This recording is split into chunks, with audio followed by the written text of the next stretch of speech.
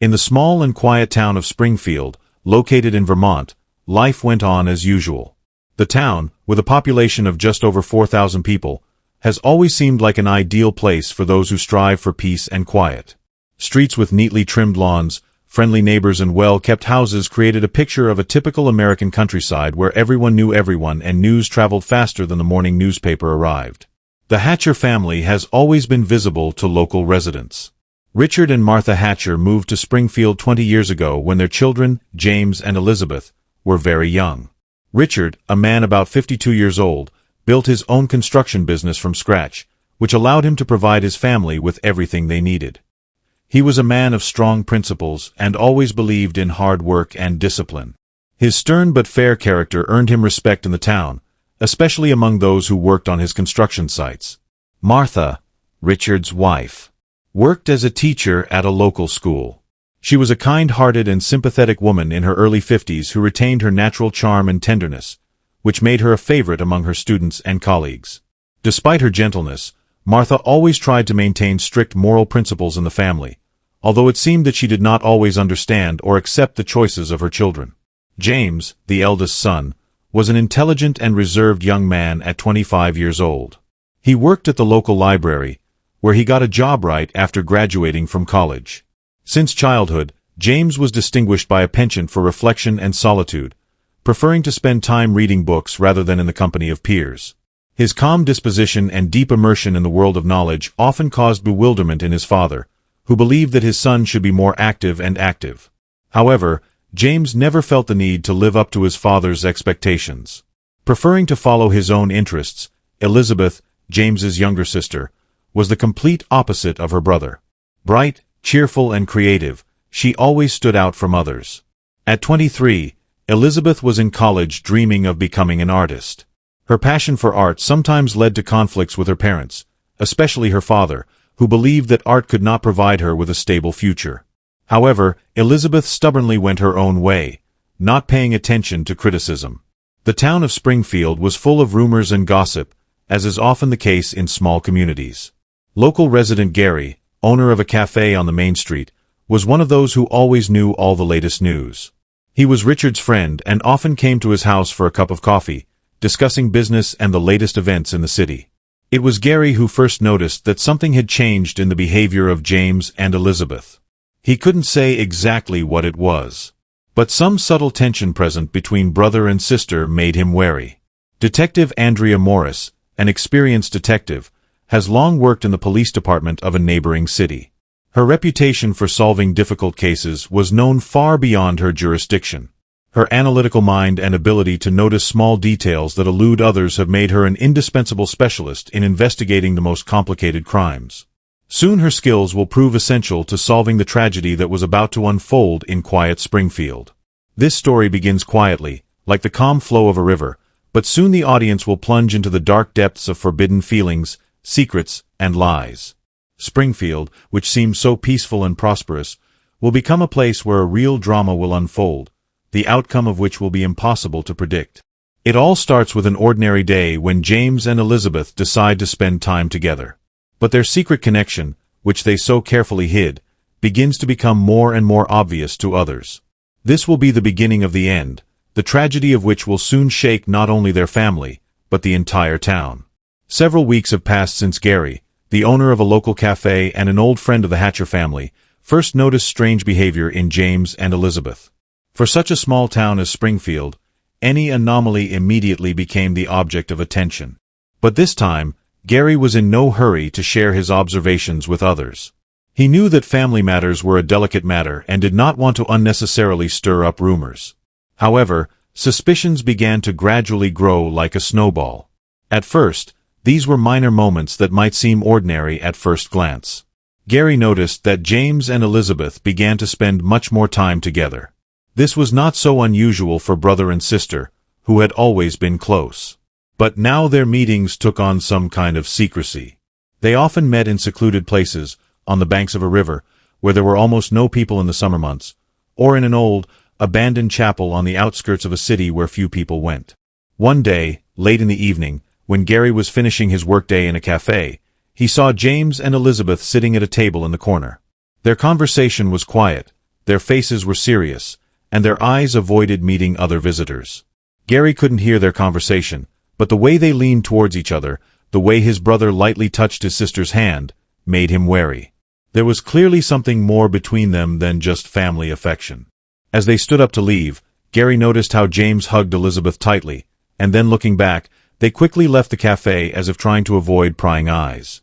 These little things started to add up to a picture that Gary didn't want to admit. He began to think that some strange connection might have arisen between brother and sister, going beyond ordinary family relationships. But how can you tell Richard, your old friend, about this? How can I explain to him that his children, whom he raised with such love and strict moral principles, could be involved in something forbidden? Gary decided not to jump to conclusions and continued to observe.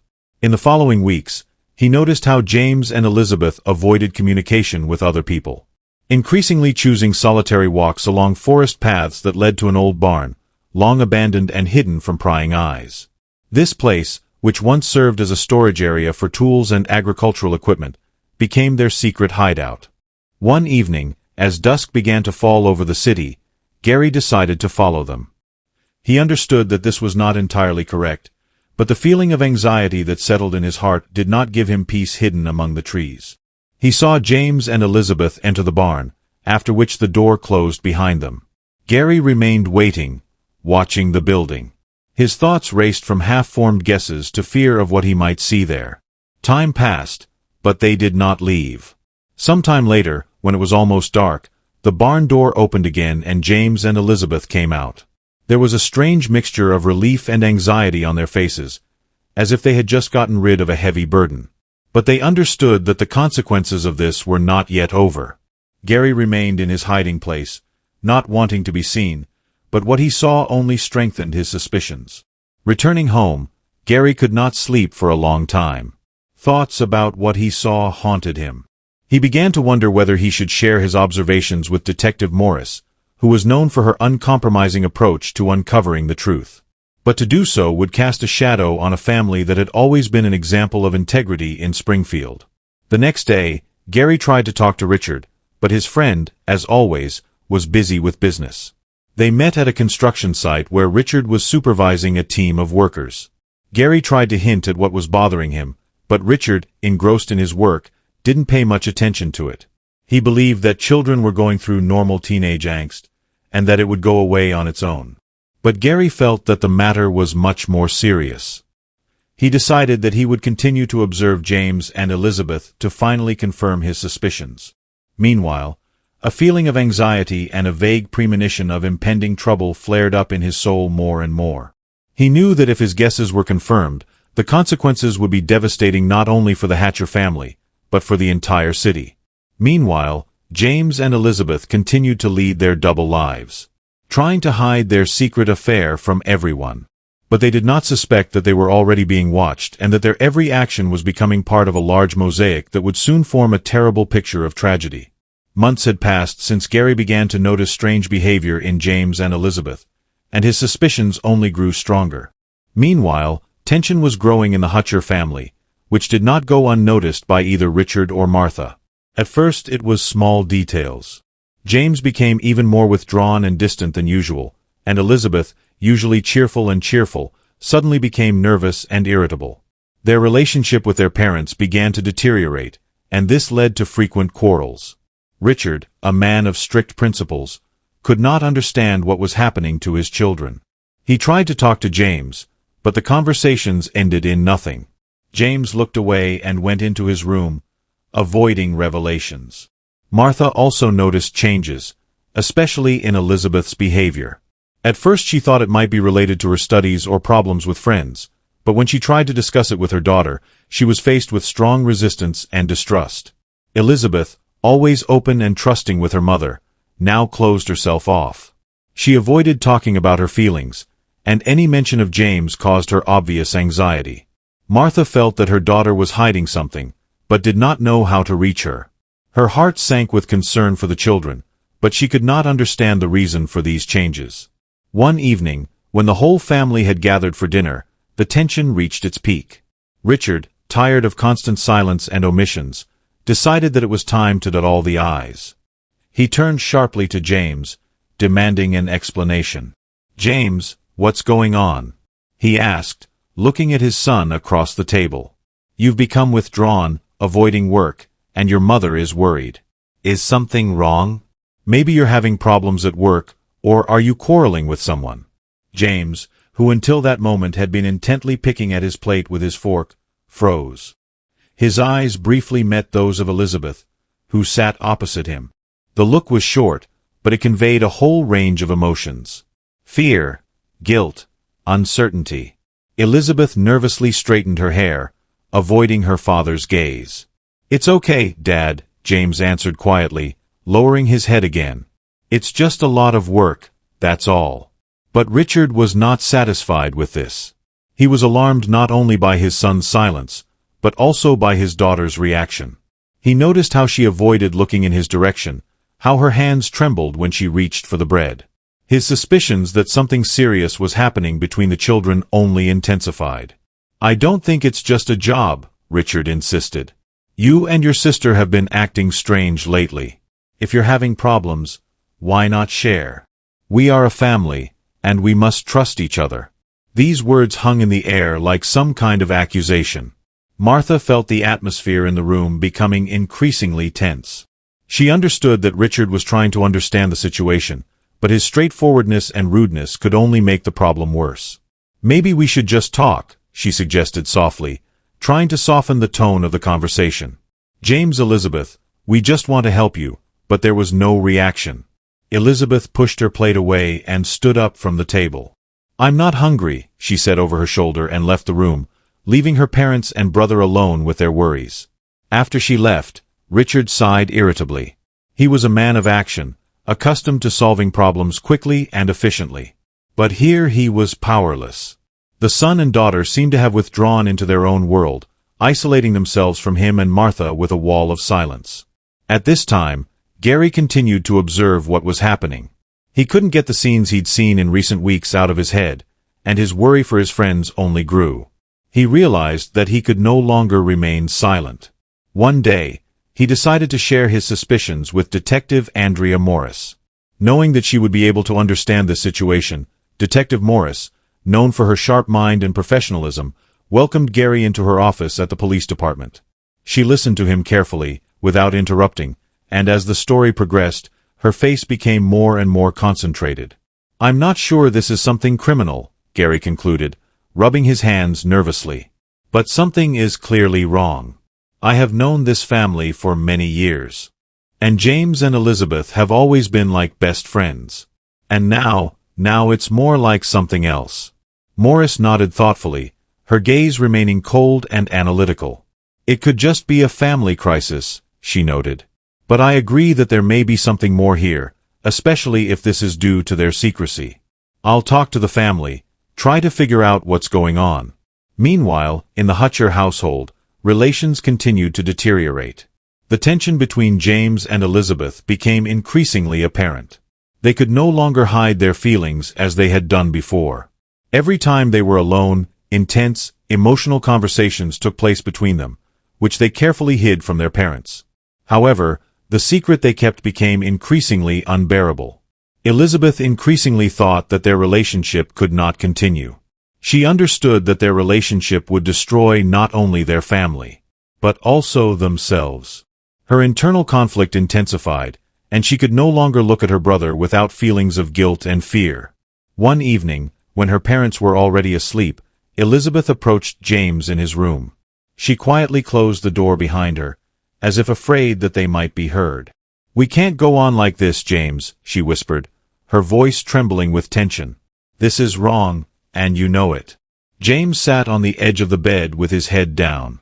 He understood her words perfectly, but could not imagine his life without her.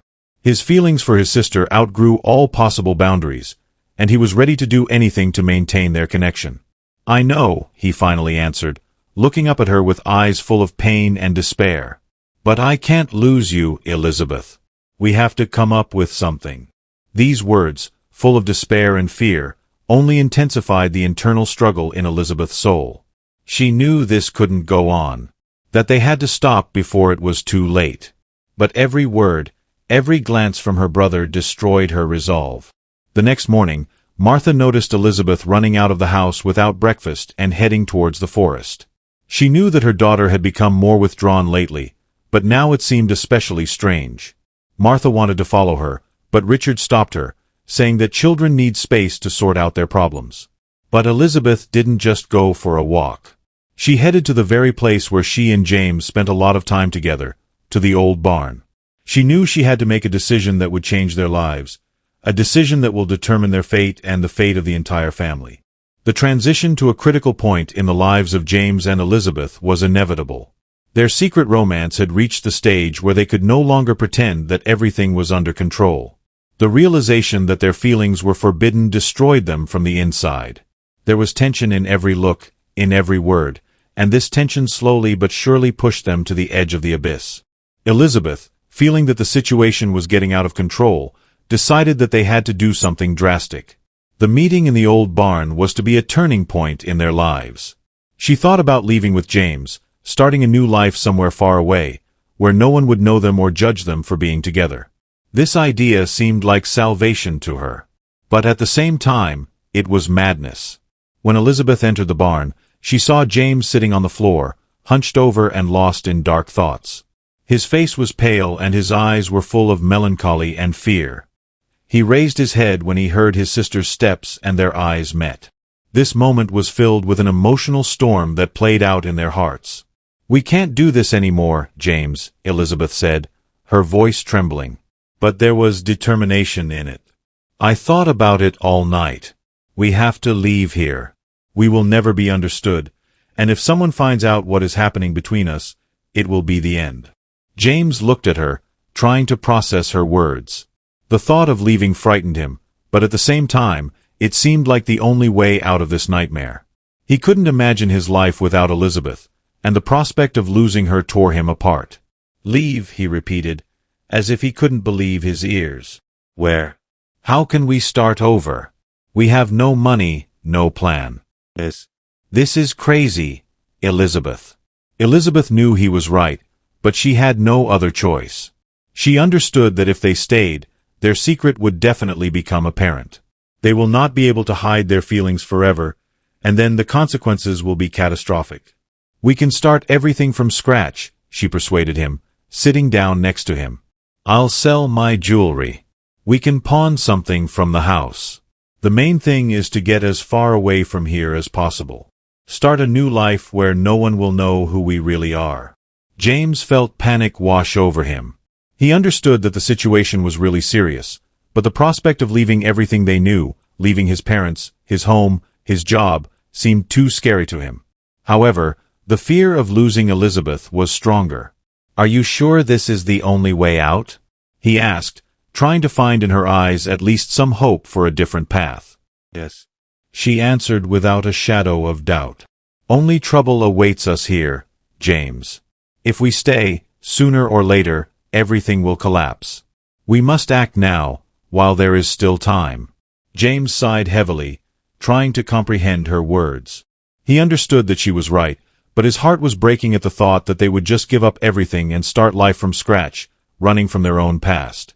However, he had no other choice. He knew that he could not live without Elizabeth, and for her sake, he was ready to do anything. "Okay," he finally said, accepting her decision. "We'll leave, but how do we do this? We only have a few days to prepare everything." Elizabeth felt relieved by his words, but also fear. Now they had to act quickly and decisively. She had already outlined a plan to sell everything that could be sold, collect money, and move as far as possible to a place where no one would know or look for them. But at that moment, they did not know that fate had already begun to set its traps. While they discussed their plans in the barn, Detective Andrea Morris began her investigation. Gary's suspicions and his conversation with her made her turn her attention to the Hatcher family. Morris, as an experienced detective, began by interviewing neighbors and close family friends, trying to gather information that could shed light on what was happening. She visited Gary's cafe, where he once again told her about everything he had seen and heard over the past months. Morris listened carefully, asking leading questions and taking notes in her notebook. She soon realized that this family was keeping a secret, and that this secret could be much darker than simple family conflicts. Morris decided to talk to James and Elizabeth's parents. She came to their house under the pretext of a routine check, but her purpose was much more serious entering the Hatcher house. She immediately felt the tense atmosphere that reigned in the family. Martha, who anxiously met the detective on the threshold, looked tired and nervous, as if something was weighing heavily on her shoulders. "Hello, Mrs. Hatcher." Morris greeted her with a smile. "I'm Detective Morris from the police department. I'm conducting routine surveys among city residents and would like to ask you a few questions. It will only take a few minutes." Martha, a little confused, invited her to come in. She did not know that the reason for the detective's visit was suspicions related to her children. As Morris looked around the house, pretending it was all part of the usual procedure, she noticed the family photographs hanging on the walls. These photographs told about the family's past, but also hid what was now destroying them from the inside. "Mrs. Hatcher, how are your children?" Morris asked, getting to the point. "It seems to me that some changes have taken place in your house recently. Perhaps this is due to problems at work or school." Martha hesitated. Her eyes met the detective's gaze, and at that moment she realized that she suspected something serious.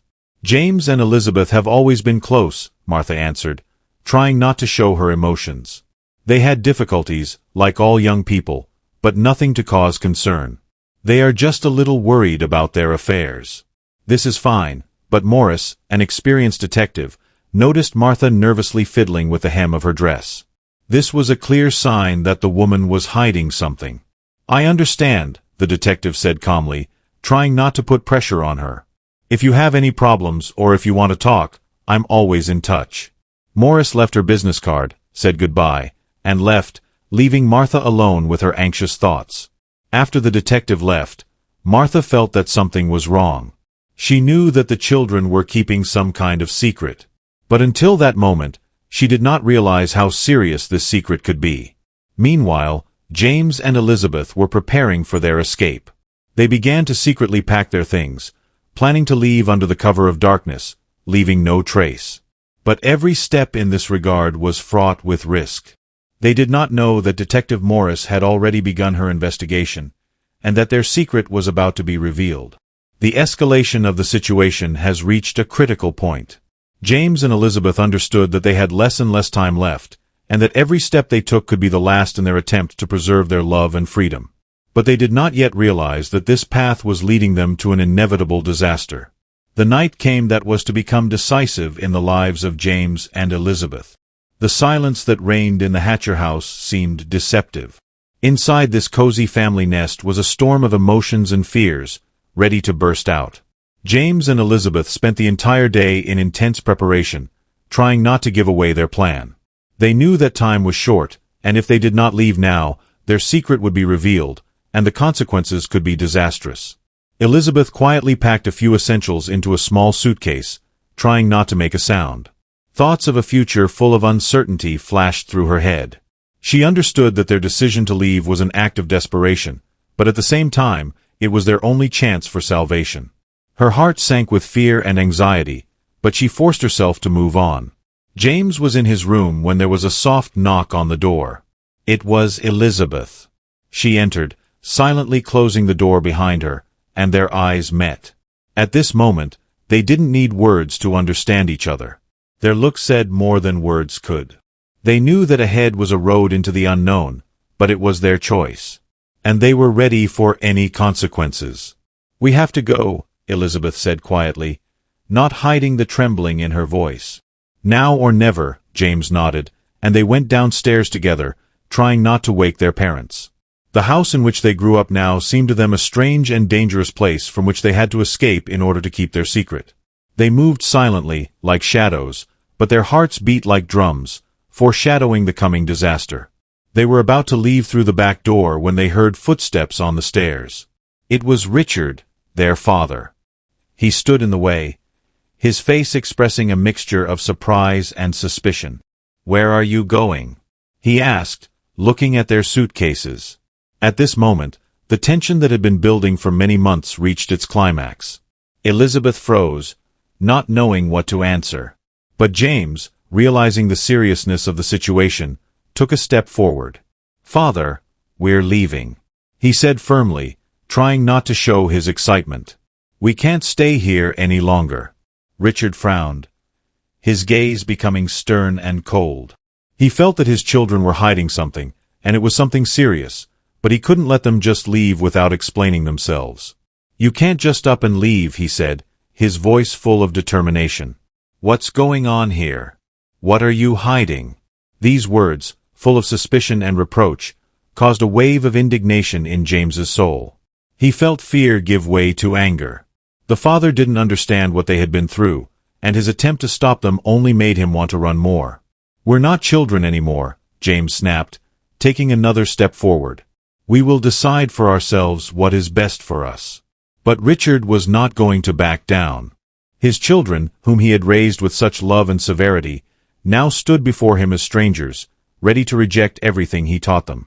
He felt that he was losing control of the situation, and this caused him fear and anger. "I won't let you leave until you explain what's going on," he said firmly, feeling the tension between them growing. Elizabeth, standing behind, realized that the situation was getting out of control. She knew that if they didn't leave now, they would never be able to do so. Terrible thoughts flashed through her head, and at that moment she realized that she was ready to do anything to keep their secret. She took a step forward, placing a hand on her brother's shoulder to stop him, but her gesture was perceived as a signal to action. James, feeling his sister's support, jumped up and, driven by despair, pushed his father. Everything happened in the blink of an eye. Richard lost his balance, and before he could grab the railing, fell to the floor, hitting his head on the edge of the wooden step. The sound was dull and eerie, like thunder in the middle of silence. Elizabeth screamed, rushing to her father, but it was too late. Blood began to ooze from the back of his head, leaving a dark stain on the floor. Richard didn't move anymore. His eyes glazed over and the life slowly drained from his body. At that moment, their world completely collapsed. James, realizing what he had done, froze in place, unable to believe what had happened. His mind refused to accept reality, but the blood on his hands and his father's lifeless body said that turning back was no longer possible. Elizabeth, gripped by horror, tried to shake her father, hoping that he would wake up, that this was just a nightmare. But it was all in vain. Richard was dead, and it was their fault. The silence that reigned in the house now seemed deafening. They understood that their lives ended the moment James pushed his father. Everything they tried to save was destroyed in an instant. The secret they kept now took on a new, even more terrible meaning. "We have to leave," Elizabeth whispered, her voice shaking with panic. Now James couldn't move. He felt his legs become weak, and his heart sank with horror and remorse.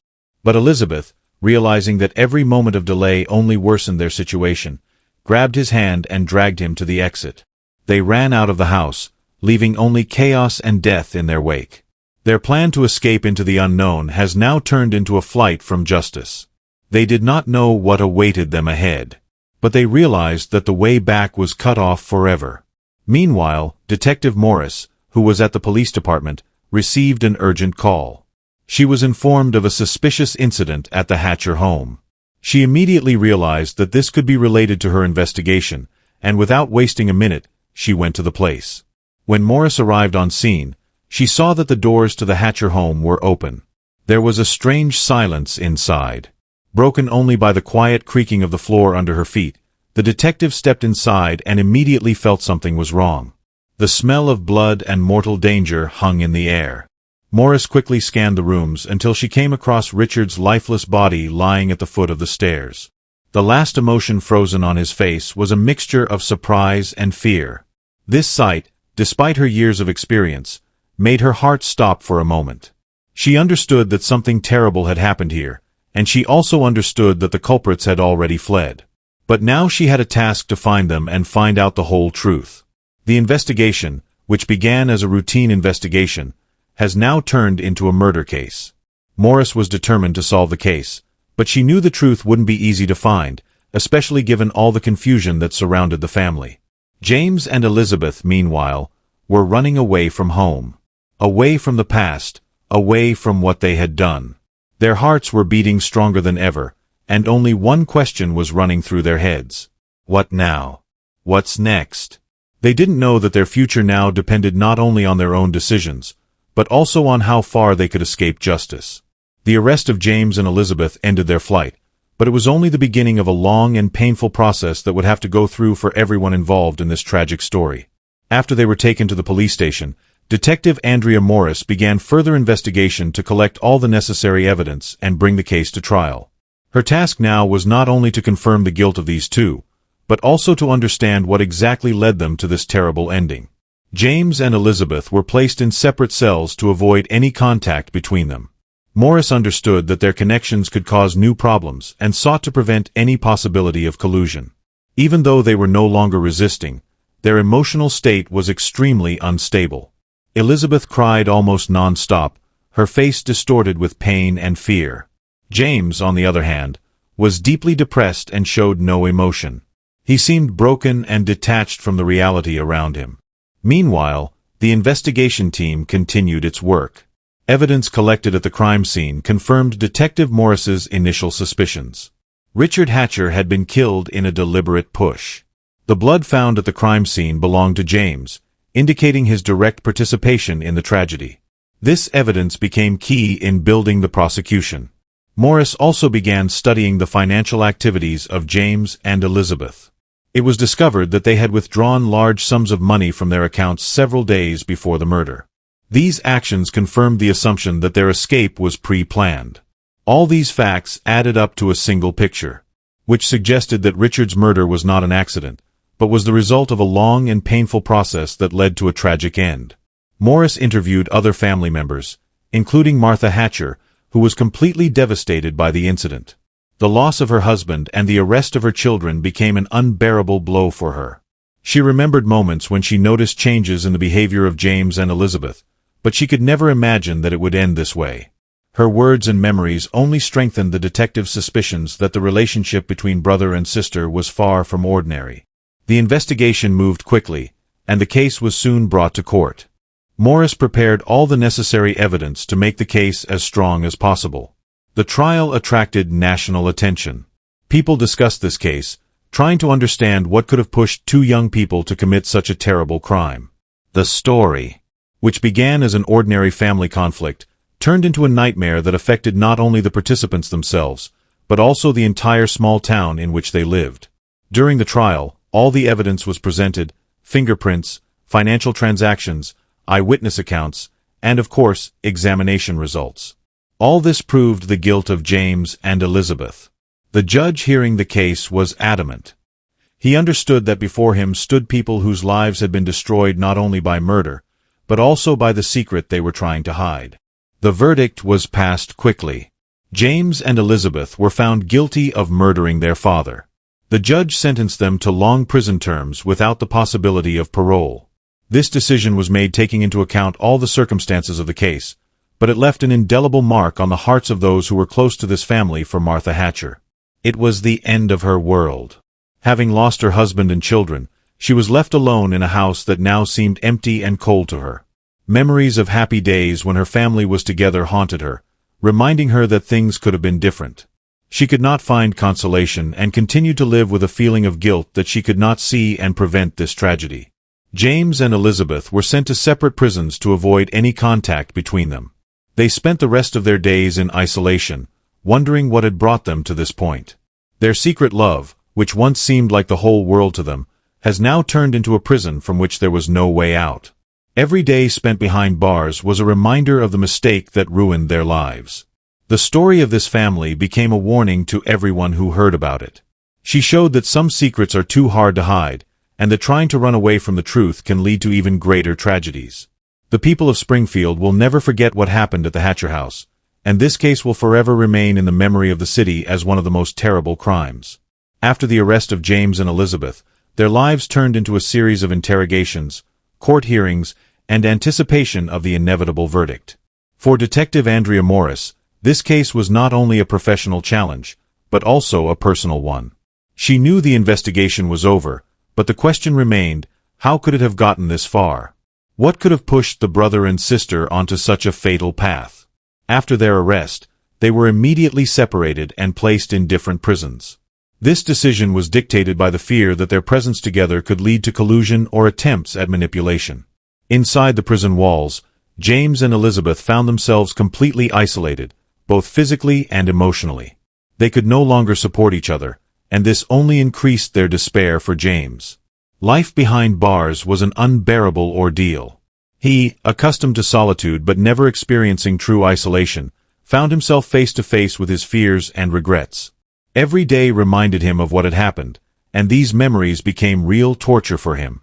The moment he pushed his father kept flashing back and forth in his mind, and he realized that his actions had destroyed not only his own life, but the lives of everyone he loved. Elizabeth, despite her young age and external fragility, tried to cope with what was happening. She knew that she would never see James again, and this realization was the hardest for her. Her days in prison were filled with thoughts of how things could have been different if she had stopped them in time, if she had not given vent to the feelings that became fatal for them. She remembered their plans to escape, to start a new life. But now she realized that these dreams were doomed from the very beginning. The trial attracted national attention. People discussed this case, trying to understand how family affection could turn into something so destructive. During the trial, all the evidence was presented.